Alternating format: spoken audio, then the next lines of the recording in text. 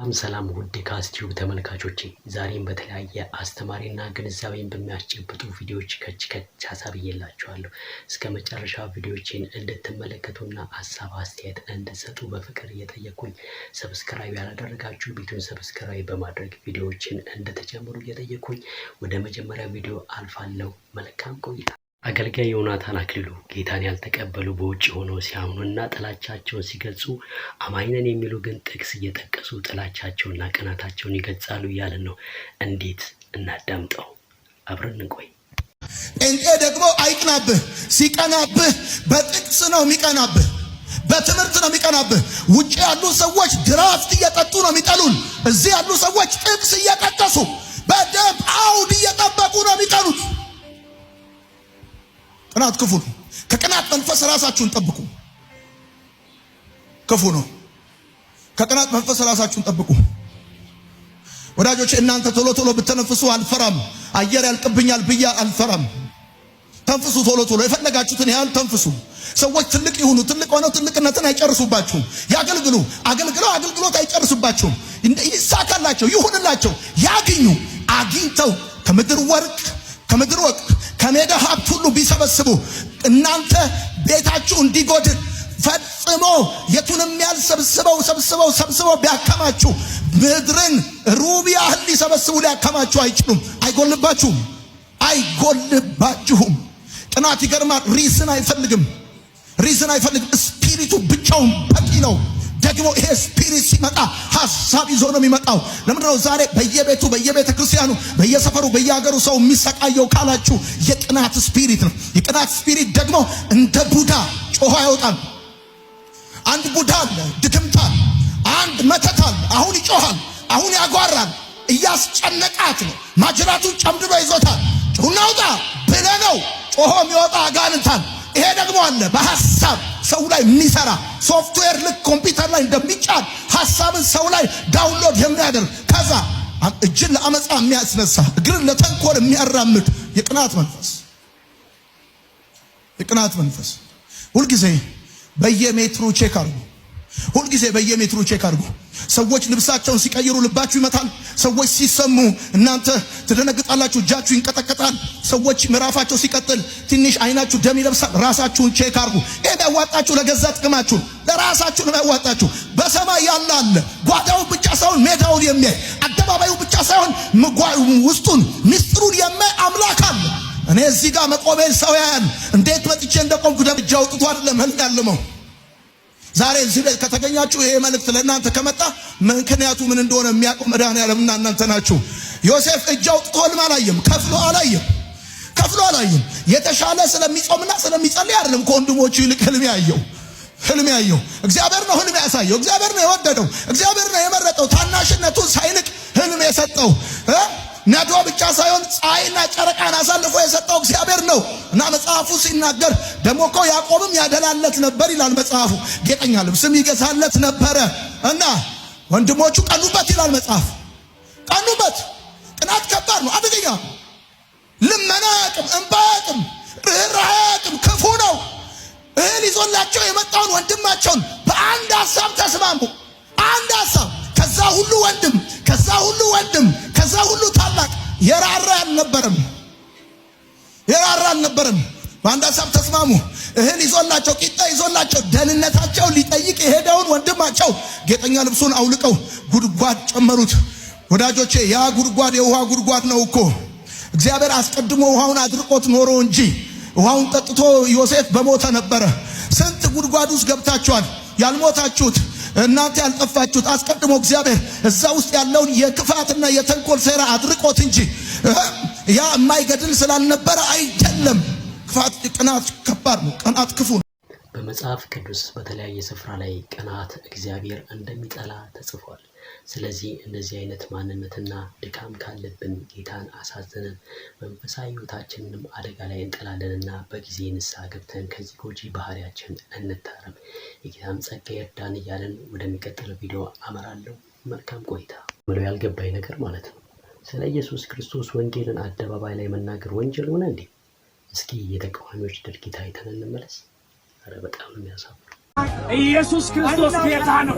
ስለ ኃጢአት ሞቷል፣ ስለ በደል ደቋል። ኢየሱስ ክርስቶስ እመን፣ የዘላለም ሕይወት ታገኛለህ። ኢየሱስ ይወዳል። ተባረክ። አሜን። ኢየሱስ ክርስቶስ ኢየሱስ ይወዳል። ያበቅኩኝ ኢየሱስ አንዱ ሰጣ አጥቶ ለካን በሌላ ነፍሳትን ኢየሱስ በኢየሱስ ክርስቶስ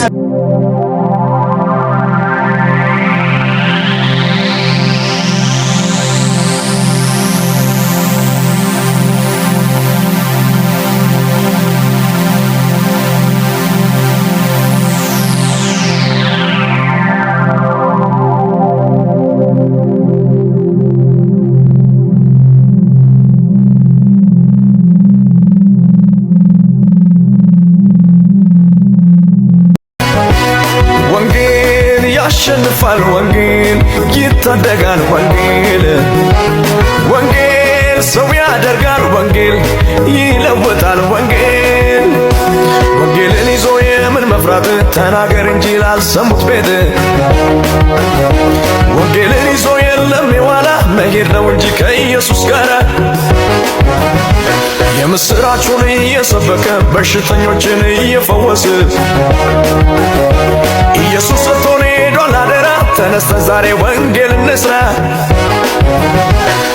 በወንጌል አላፍርም በወንጌል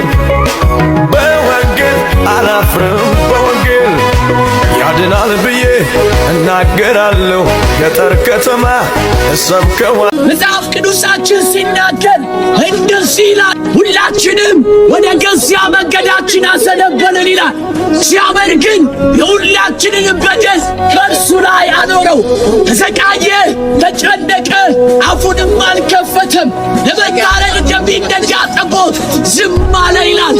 ወዳጄ አየህ፣ እኛ በኃጢአት ስንመላለስ፣ እኛ በበደል ስንመላለስ እግዚአብሔር አምላክ የሁላችንንም በደል በኢየሱስ ላይ አኑሮ የኔና የእናንተን የኃጢአት ዕዳ ከፍሎታል።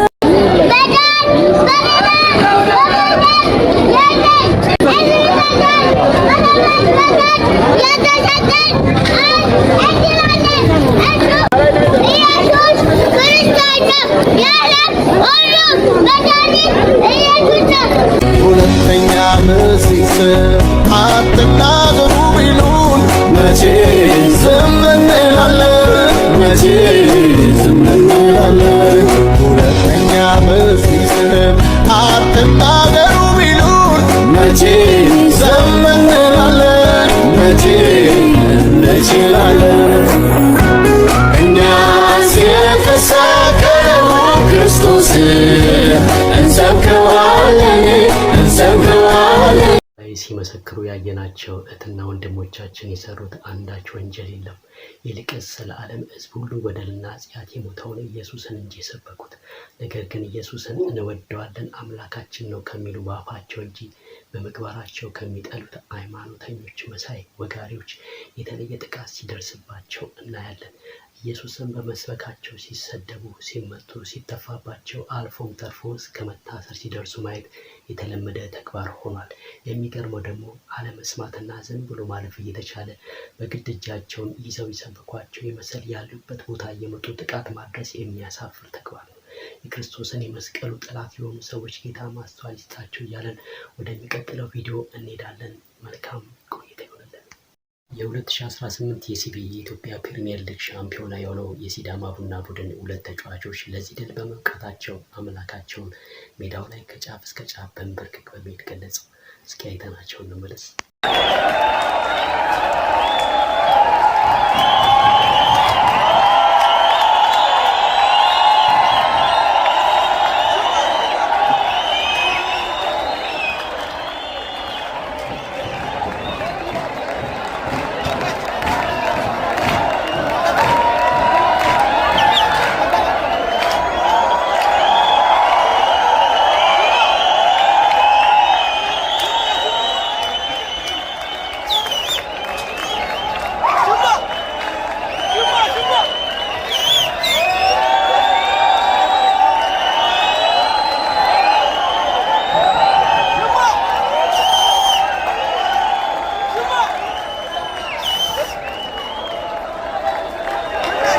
ዋው!